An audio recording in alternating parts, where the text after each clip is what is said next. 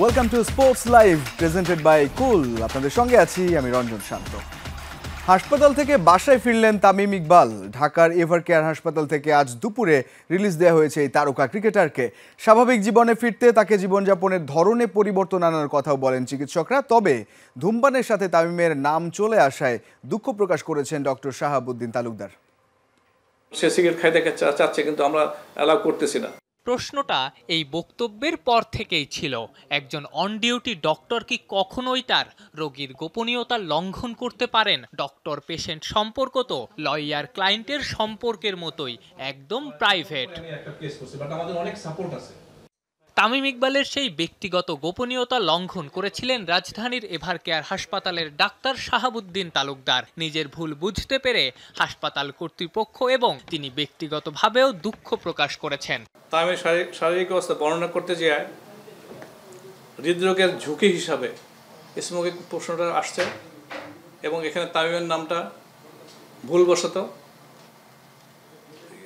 Attach করার জন্য আমি দুঃখিত এবং আমি চাই যে আপনারা এটা মিডিয়ার মাধ্যমে জানানো যে আমরা আসলে রিস্ক ফ্যাক্টর হিসাবে, মানে হার্টের রিস্ক ফ্যাক্টর হিসাবে এই প্রশ্নটা করছিলাম।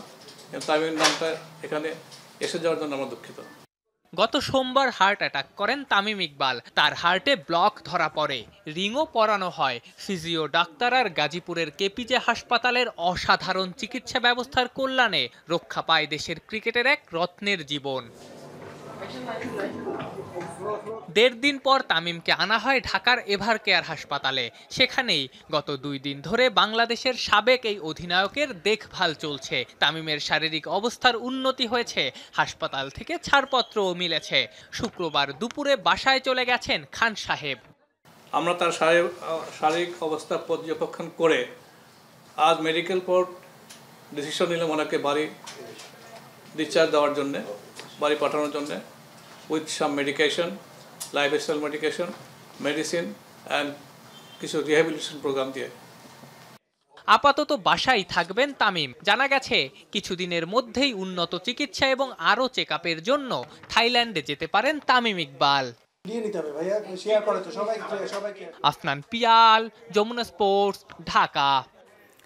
গত কয়েকদিন তামিমের যে খবর অসুস্থতা, সেটা বেশ অন্যরকম একটা আবেগ তৈরি করেছিল সংবাদ মাধ্যমে। তবে হোপফুলি তিনি পুরোপুরি সুস্থ হয়ে উঠবেন। আজকে সবচেয়ে ভালো খবর এটাই যে তামিম ইকবাল তিনি বাড়িতে ফিরেছেন।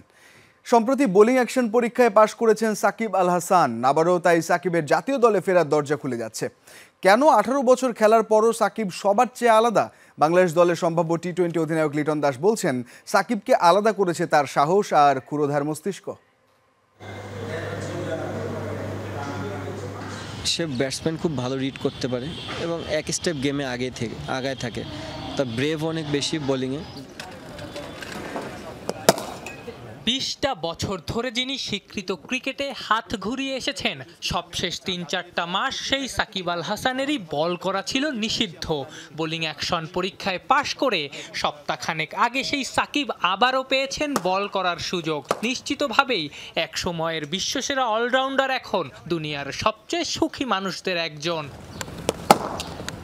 বোলিং আক্রমণে সাকিব আছেন, এটা জেনেই তো 1.5 যুগ ধরে খুশি হয়ে যাচ্ছে বাংলাদেশ আর দেশের ক্রিকেট যাদের ঘরবাড়ি সেই সব পার ভক্ত। সাকিব থাকা মানেই তো টি-20তে 4, ওয়ানডেতে 10, টেস্টের অসংখ্য ওভারের নিশ্চয়তা পাওয়া। ইন্টারন্যাশনাল ক্রিকেটে 700-র বেশি আর সব ধরনের ক্রিকেটে 1200-র বেশি উইকেট পাওয়া তো আর চারটিখানি কথা না। শেষ 10টা বছরে অসংখ্যবার সাকিবের বলে কিপিং করেছেন লিটন কুমার দাস। বলা হয়ে থাকে উইকেটের পেছন থেকে ভালো বোঝা যায় বলে উইকেট কিপাররাই ম্যাচ বিশেষ করে বোলারদের সবচেয়ে ভালো বোঝেন। লিটনও তাই। এলকেডির মতে ব্যাটার পরের বলে কি করবেন সাকিব এরই মধ্যে তা জানেন। সাকিব আল হাসানের বিষয়টা বলতে গেলে, দেখেন, যদি আপনি তার বোলিং দেখেন, সে খুব বড় কিন্তু লেফট আর্ম স্পিনের মতন অনেক বল টার্ন করায় না, যেটা আমরা নর্মালি স্পিনার দেখি যে অনেক বল ঘুরাচ্ছে বা কোনো। বাট সে ব্যাটসম্যান খুব ভালো রিড করতে পারে এবং এক স্টেপ গেমে আগায় থাকে।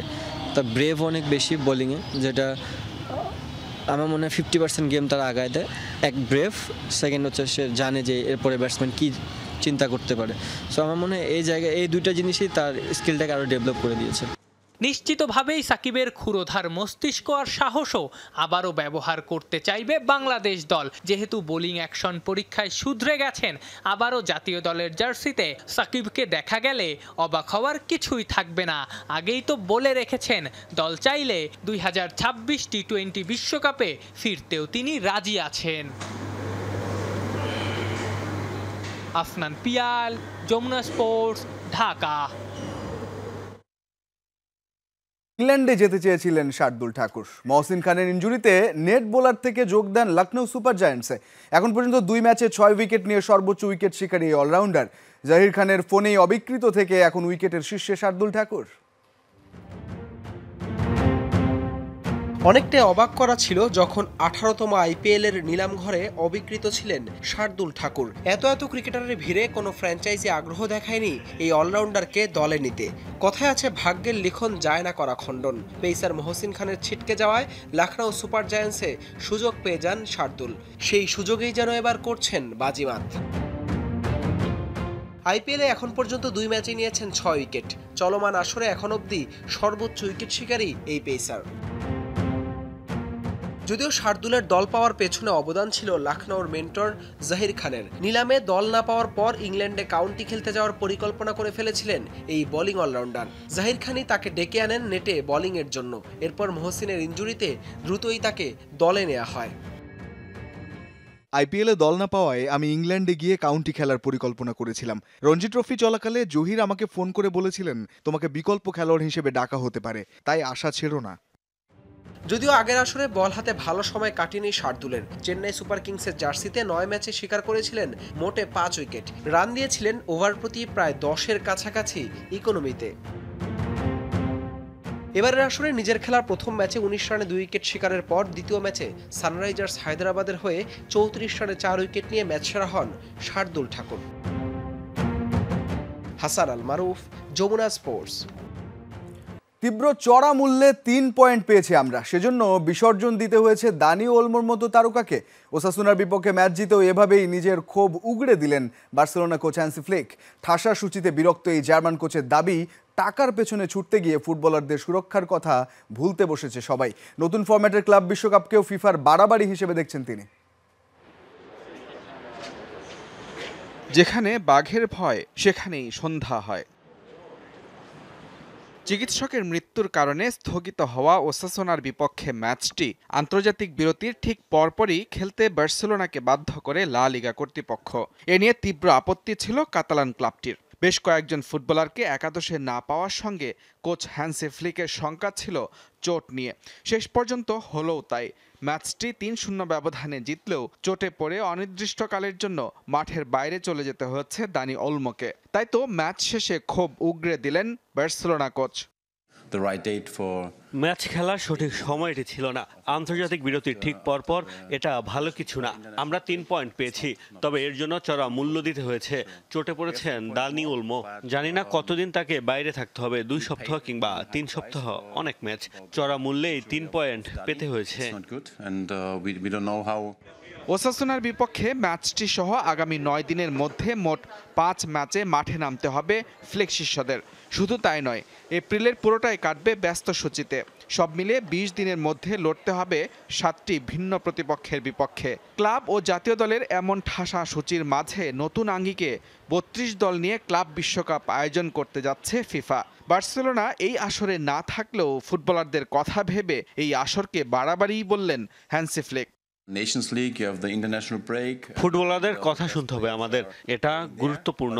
কোচদের কথাও শুনতে হবে। এই গ্রীষ্মে আবার ক্লাব বিশ্বকাপ আছে, খুবই কঠিন। নেশনস লিগ, আন্তর্জাতিক ম্যাচের বিরতি, এর মাঝে ক্লাব বিশ্বকাপ খুব ভালো কিছু নয়। অনেক অর্থ আয় হবে, কিন্তু দিন শেষে ফুটবলারদের জন্য ইতিবাচক কিছু নয়। এভাবে চলতে থাকলে সর্বোচ্চ মান ধরে রেখে খেলা সম্ভব নয়।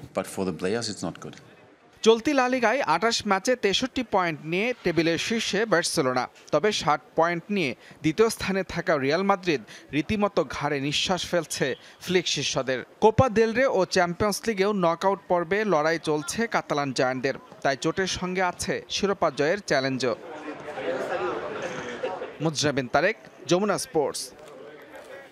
কে হচ্ছে ব্রাজিলের নতুন কোচ? দেশটির ফুটবল ফেডারেশন চায় রিয়াল মাদ্রিদের ইটালিয়ান কোচ কার্লো আনচেলত্তিকে, কিন্তু আগের বারের মতো এবারও যদি আনচেলত্তি দায়িত্ব না নেন তাই বিকল্প প্রস্তুত রাখছে ব্রাজিল। গণমাধ্যম বলছে বিকল্প হিসেবে অভিজ্ঞ পর্তুগিজ কোচ জর্জ জেসুস আছেন বিবেচনায়। আলোচনায় আছেন তরুণ ব্রাজিলিয়ান কোচ ফিলিপে লুইসও। দারিভাল জুনিয়রকে কখনোই ব্রাজিলের কোচ হিসেবে গ্রহণ করেননি দেশটির সাধারণ ফুটবল প্রেমীরা। ব্রাজিলের দায়িত্ব পাবার পর থেকেই সমর্থকদের দোষ শুনে আসছেন দারিভাল। তার রক্ষণাত্মক আর সাদামাটা কৌশলকে ব্যঙ্গ করে ব্রাজিলিয়ানরা বলেন নিরামিষ ফুটবল। দারিভালের অধীনে ব্রাজিলের পারফরমেন্স ঠিক তেমনটাই সাদামাটা। জয় পরাজয়ের হিসাব বাদ দিলেও এই কোচের অধীনে ভিনিসিয়াস, রদ্রিগো, রাফিনিয়ারা হয়ে আছেন নিজেদের ছায়া। এবার আর্জেন্টিনার কাছে বিধ্বস্ত হবার পর যে কোনো সময় চাকরি হারাবেন দারিভাল। ব্রাজিল ফেডারেশন অপেক্ষায় আছে কেবল নতুন কোচের সাথে কথা পাকা করার জন্য। নতুন কোচ হিসেবে ব্রাজিলের প্রথম পছন্দ কার্লো আনচেলত্তি। ভিনিসিয়াস, রদ্রিগো, রাফিনিয়ারা নাকি আনচেলত্তিকে নিয়ে আসার জোরালো দাবি জানিয়ে রেখেছেন। গণমাধ্যমের মতে জুন জুলাইতে ক্লাব মৌসুম শেষ হওয়ার পর ব্রাজিলের দায়িত্ব নিতে রাজি ডন কার্লো। তবে রিয়ালের সাথে তার চুক্তি 2026 সাল পর্যন্ত হওয়ায় অনিশ্চয়তাও আছে। আনচেলত্তি রাজি হলে ব্রাজিল তার জন্য অপেক্ষা করতে চায় জুলাই পর্যন্ত। তবে আনচেলত্তির সার্ভিস না পেলে কি হবে সে ভাবনাও প্রস্তুত রেখেছে ব্রাজিল ফুটবল ফেডারেশন। ব্রাজিলের গণমাধ্যম বলছে আনচেলত্তিকে না পেলে আল হিলালের পর্তুগিজ কোচ জর্জ হেসুসকে বিবেচনা করতে চায় ব্রাজিল। সৌদি লিগে 2 মৌসুমে 3টি ট্রফি জিতেছেন হেসুস। ব্রাজিলের ফুটবলেও কাজ করার অভিজ্ঞতা আছে তার। 2019 ও 2020 এই 2 মৌসুমে ব্রাজিলিয়ান ক্লাব ফ্লামেঙ্গোর কোচের দায়িত্ব পালন করেছেন বর্ষিয়ান এই কোচ। তবে আল হিলালে নেইমারের সঙ্গে হেসুসের বিবাদে জড়ানোর বিষয়টি অন্তরায় হতে পারে। ব্রাজিলের লেফট ব্যাক ফিলিপে লুইসের কথা মনে আছে কি? লম্বা চুল, মাথায় প্যান্ট পরে খেলতেন। স্প্যানিশ ক্লাব অ্যাটলেটিকোতে খেলেছেন, লম্বা সময় ধরে খেলেছেন চেলসিতেও। 2023 সালে অবসর নেবার পরের বছরই ফ্লামেঙ্গোর হেড কোচের দায়িত্ব পান ফিলিপে। প্রথম মৌসুমেই ট্রফি জিতিয়ে কোচ হিসেবে সুনাম কুড়িয়েছেন। ব্রাজিলের হয়ে 44 ম্যাচ খেলা এই ডিফেন্ডার, তিনিও আছেন নাকি বিবেচনায়। এই দুজন ছাড়াও শোনা যাচ্ছে আলবেন পেরেরা, রেনাতো গাউচো ও পেপ গার্দিওলার নামও। তবে নিশ্চিতভাবে পেপ গার্দিওলার রাজি হবার সম্ভাবনাটা খুবই ক্ষীণ। হাসিনুর রহমান, যমুনা স্পোর্টস। সময় হলো একটা স্ট্র্যাটেজিক টাইম আউটের, সো স্টে কানেক্টেড। ফুটবল বিশ্বে দাপট দেখাতে আসছে ক্রিশ্চিয়ানো রোনালদো জুনিয়র। তবে কোন দেশের হয়ে খেলবেন রোনালদো পুত্র? স্প্যানিশ সংবাদ মাধ্যম মার্কা বলছে অন্তত 5 দেশের দরজা খোলা রোনালদোর সামনে। আছে ইংল্যান্ড, স্পেনের মতো দেশে বেলিংহ্যাম কিংবা ইয়ামালদের সাথে খেলার সুযোগ। তবে শেষ পর্যন্ত কি বাবার দেশ পর্তুগালের জার্সি গায়ে তুলবেন রোনালদো জুনিয়র?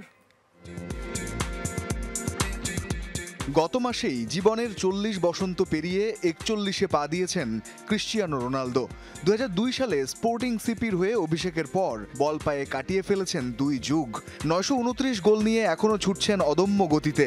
থেমে যাওয়ার সময়টাও খুব বেশি দূরে নয় CR7-এর। তবে যাওয়ার আগেই যেন রেখে যাচ্ছেন আরেক বারুদ রোনালদো জুনিয়রকে, যার সামনে দরজা খোলা অন্তত 5 দেশের। রোনালদোর প্রথম সন্তান ক্রিশ্চিয়ানো রোনালদো জুনিয়রের বয়স 14, আর এই বয়সেই প্রতিভার ঝলক দেখিয়েছেন ফুটবলে। ইউভেন্টাস ও ম্যানচেস্টার ইউনাইটেডের জুনিয়র দলের হয়ে এরই মধ্যে কেড়েছেন আলো। বর্তমানে খেলছেন বাবার ক্লাব আল নাসরের যুব দলের হয়ে। তবে সামনে যখন তার জাতীয় দলে খেলার সময় ঘনিয়ে আসছে, তখনই প্রশ্ন উঠছে কোন দেশের জার্সি গায়ে জড়াবেন রোনালদো পুত্র। স্প্যানিশ সংবাদ মাধ্যম মার্কা বলছে অন্তত 5 দেশের হয়ে খেলার সুযোগ আছে রোনালদো জুনিয়রের। 2010 সালে ক্যালিফোর্নিয়ার সান ডিয়েগোতে জন্ম রোনালদো জুনিয়রের। জন্মসূত্রে তাই যুক্তরাষ্ট্রের ফুটবল দলে খেলতে পারবেন তিনি। তবে এখানে প্রশ্ন, ছেলেকে যুক্তরাষ্ট্রের হয়ে খেলাতে চাইবেন কি রোনালদো? সম্ভাবনা খুব কম। 2021-এ দ্বিতীয়বারের মতো ম্যানচেস্টার ইউনাইটেডে যোগ দেন রোনালদো। যদিও কোচের সাথে দ্বন্দ্বে জড়িয়ে ইউনাইটেড ছেড়ে আল নাসরে চলে যান CR7। তবে রোনালদোর 2 মেয়াদে ইউনাইটেডে খেলার কারণে ইংল্যান্ডের হয়ে খেলার সুযোগ থাকছে ছেলের। কিছু আইনি কার্যক্রম সম্পন্ন করে রোনালদোর ছেলেকে চাইলে ইংল্যান্ডে খেলাতে পারে ফিল ফোডেন, জুড বেলিংহ্যামদের সঙ্গে। সুযোগ থাকছে স্পেনের জার্সি গায়ে জড়ানোরও। এখানেই কেটেছে রোনালদো জুনিয়রের শৈশব। আইনগতভাবে 10 বছরের নিচের বয়সী কেউ যদি অন্তত 3 বছর স্পেনে থাকে, তবে তিনি নাগরিকত্বের জন্য আবেদন করতে পারবেন। এই নিয়ম শেষ পর্যন্ত স্পেন দলের দুয়ার খুলে দিলে লামিন ইয়ামালের সঙ্গে জুটি বাঁধতে পারেন রোনালদো জুনিয়র। রোনালদো জুনিয়রের নানা বাড়ি আফ্রিকান দ্বীপ কেপ ভার্দে। নানি ইসাবেলের দেশে চাইলেই খেলতে পারেন রোনালদোর ছেলে, তবে সেই চাওয়াটা সহসা না হওয়ারই কথা। রইল বাকি বাবার দেশ পর্তুগাল। যে জার্সি পরে বাবা চিনিয়েছেন গোটা একটা দেশকে, যে জার্সি পরে সোনালী স্বপ্নের পথে দৌড়েছেন ফুটবল পায়ে, যে জার্সি পরে কিছু স্বপ্ন রয়ে গেছে অধরা, সেই জার্সিতেই হয়তো মাঠ দাপিয়ে হয়ে উঠবেন আরেক পর্তুগিজ সুপারস্টার। বাবাকে এনে দেবেন সোনালী স্বপ্নের সেই ট্রফি। রঞ্জন শান্ত, যমুনা স্পোর্টস। ইতিহাসের সবচেয়ে ব্যয়বহুল অলিম্পিক আসর আয়োজন করতে চায় ভারত। সে লক্ষ্যে 2036 আসরের আয়োজক হওয়ার পরিকল্পনা দেশটির। আর এই আসর আয়োজনে সর্বোচ্চ 64,000 কোটি রুপি খরচ করতে প্রস্তুত ভারত। সম্প্রতি দেশটির উচ্চ পর্যায়ের একটি বৈঠকে এই সিদ্ধান্তের কথা জানানো হয়।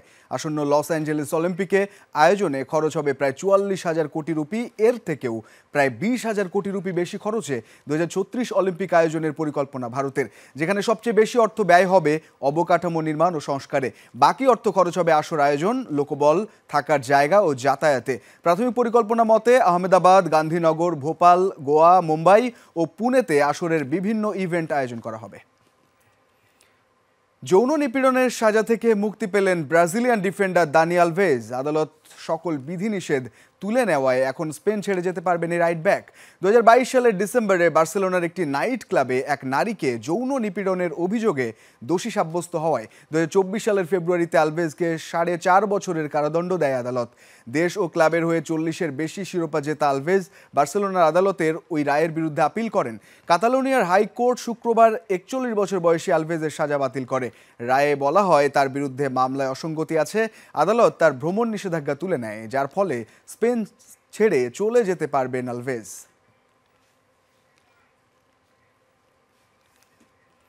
এই ছিল আজকের স্পোর্টস লাইভে। এতক্ষণ সঙ্গে থাকার জন্য ধন্যবাদ সবাইকে।